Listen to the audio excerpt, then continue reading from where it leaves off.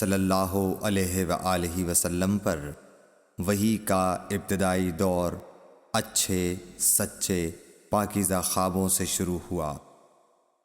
آپ خواب میں جو کچھ دیکھتے وہ صبح کی روشنی کی طرح صحیح اور سچا ثابت ہوتا۔ پھر من جانب قدرت آپ تنہائی پسند ہو گئے اور آپ نے غار حرا میں خلوت نشینی اختیار فرمائی اور کئی دن اور رات وہاں مسلسل عبادت اور یاد الہی و ذکر میں مشغول رہنے لگے۔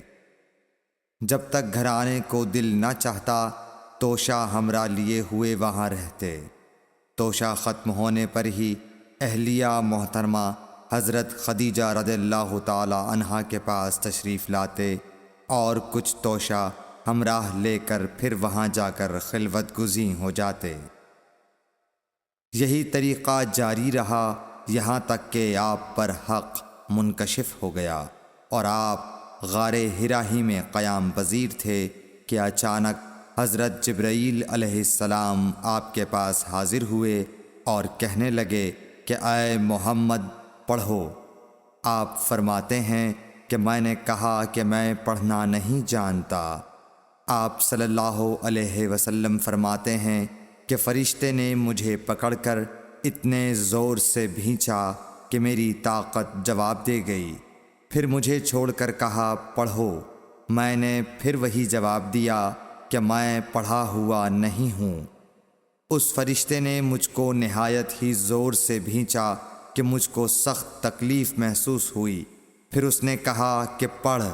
میں نے کہا میں پڑھا ہوا نہیں ہوں۔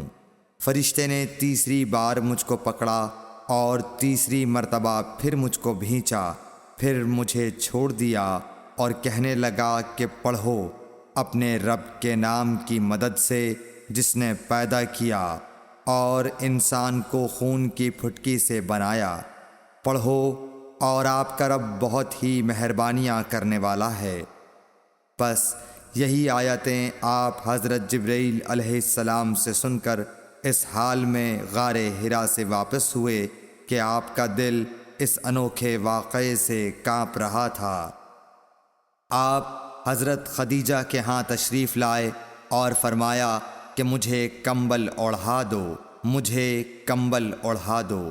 لوگوں نے آپ کو کمبل اوڑھا دیا۔ جب آپ کا ڈر جاتا رہا تو آپ نے اپنی زوجہ محترمہ حضرت خدیجہ رضی اللہ تعالی عنہا کو تفصیل کے ساتھ یہ واقعہ سنا۔